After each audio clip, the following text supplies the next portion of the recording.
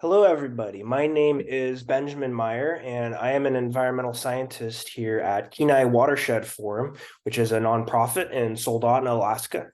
And I wanted to share a little bit with you today about our water quality monitoring program that we've been operating for the last 22 years, which is a really long time for a research program to be going continuously in Alaska, at least. And I especially wanted to get to know an international audience today because I know there's many groups around the world doing things like what we do, and I'd really like to hear about them and learn from you all. So hope that we can be in touch later. I wanted to start out with a picture of the Kenai River itself here. In this photo, we're looking at Skilac Lake, which we'll see on the map later. And you can see it's this really bright turquoise color. That is the result of the glacial silt that is melting into it in the summer. There's a lot of glacial input that helps feed this river that keeps it quite cool. This lake that we're seeing is the main nursery grounds for millions and millions of sockeye salmon that eventually grow up and go out to the ocean and then come back. Where is the Kenai River exactly? We'll zoom in on it here on this map of Alaska, which is in the northwest corner of North America. Within this red square, there's a peninsula just south of Anchorage called the Kenai Peninsula. And on that peninsula, we find the Kenai Mountains on the east side and the Cook Inlet over on the west side. Kenai River flows from east to west. And here we have it, the Kenai River watershed. And you can see that there's two large lakes right in the middle of this system that flows about 140 kilometers altogether from headwaters to the ocean. So why is the Kenai River special? I think the Kenai River is a pretty special place. This is a place in modern society in the US on the road system, which much of Alaska is not, that still relies very intensely on a renewable, natural, wild resource and all of the cultural and economic implications that come with that. It's a special thing to know that our community is very dependent on the integrity of the ecosystem here. And that's one reason that I've been happy to spend a lot of my career studying it and learning about it. So here we see photos of people participating in fisheries in the river in different ways, whether it's sport fishing up in the upper left with a hook and line, or subsistence harvest like the smokehouse we see on the right, commercial harvest, or what's called personal use harvest, where any Alaskan can harvest up to about 25 sockeye each year for their family. I want to tell you a little bit about what Alaskans think of wild salmon. 90% of us say that it's important to us in some way, whether it's our livelihood relies on this, or we just know that it's important to help feed the moose and the bears and the salmon and the eagle and the wildlife. Here we see a figure of some poll results from 2013, where about 90% of us say that wild salmon are either very important or somewhat important to us in some way. And moreover, the Kenai River is Alaska's most popular destination for people to come catch a salmon or see or interact with a salmon in some way. Each year, hundreds of thousands of people come here from around the state and around the country and around the world. So the Kenai River has really been the introduction to a lot of people that have experienced being around salmon for the first time. In the year 1996, a group of local citizens came together to hold a forum to express some concerns that they'd been seeing around their community related to water quality and habitat degradation. This forum went on for several days.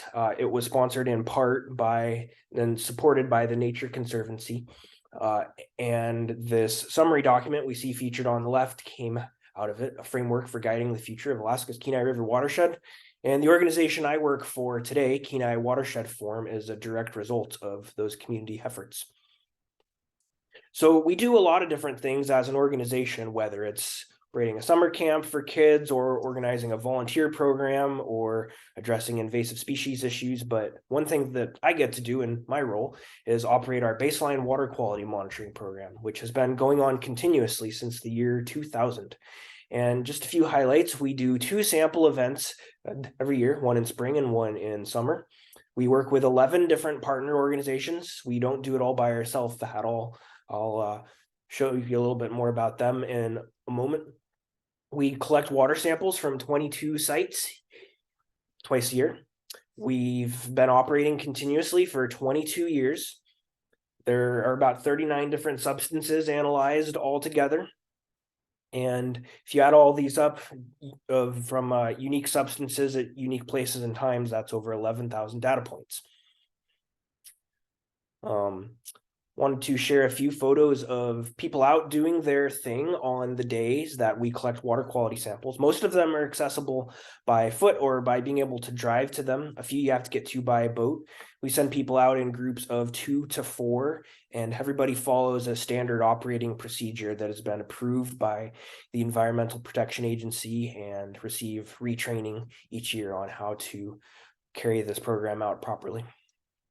So what are we monitoring for exactly? There's a whole suite of substances from hydrocarbons that come from boat motors primarily, to bacteria that come from places where seagulls concentrate to feed on fish waste, to things like nitrogen and phosphorus, to intrinsic water quality parameters like turbidity, total suspended solids, to metals like arsenic, copper, zinc. These are all within our purview. The partners that we work with are varied. They range from places like the cities of Kenai and Soldotna that support us, to aquaculture associations, to lodges, to tribal associations, to federal entities. We rely on a lot of help from a lot of people to make this program happen. And these organizations all contribute in some way, whether it's financially or their employees lending us their time for the day or providing services. Every 5 to 8 years, we do a comprehensive data review of all the information we collected. The ones so far have been published in 2007, 2016, and I'm working on one that's due out in late 2023. Just to highlight one example of the type of results and actions that have come from this program over the year. In the early 2000s, our data showed that there were elevated levels of hydrocarbons in the lower river, particularly during the summer. And we looked into it a little bit further, and it was pretty clear that these were coming from 2-stroke boat engines that were trolling up and down the river fishing for salmon. They're on a typical busy day in July, there are hundreds of boats going up and down the Kenai River, and gasoline was leaking out of these older 2-stroke boat engines. Our data resulted in the lower Kenai River being temporarily listed as an impaired water body by the EPA, and which compelled federal action. As part of this solution, we were able to work with a local tribal organization, the Kenai, to write and disperse a grant where we could provide a voucher for people that brought in their old 2-stroke boat engines and trade them in for a newer 4-stroke engine, which did not cause these kind of pollution issues. So here we see a whole trailer full of old 2-stroke boat engines on their way to be recycled or to the landfill. And after that program was implemented, within a few years, the hydrocarbon levels went down dramatically, and the lower Kenai River is no longer listed as impaired. So I'm really glad that our organization could be part of that history of clearly identifying a problem and then helping to implement a solution to solve it. Finally, I just wanted to touch on this report that came out a year or two ago, where some researchers in Texas compared the results from a similar program like ours to data that had been collected simultaneously by professional consultants. And in general, they found about 80 to 90% match between the data that was collected between the community group and the professional consultants. So with this, I just wanted to emphasize that the type of water quality data that we collect is valuable, it is real, it is actionable, and it gets used for real management purposes.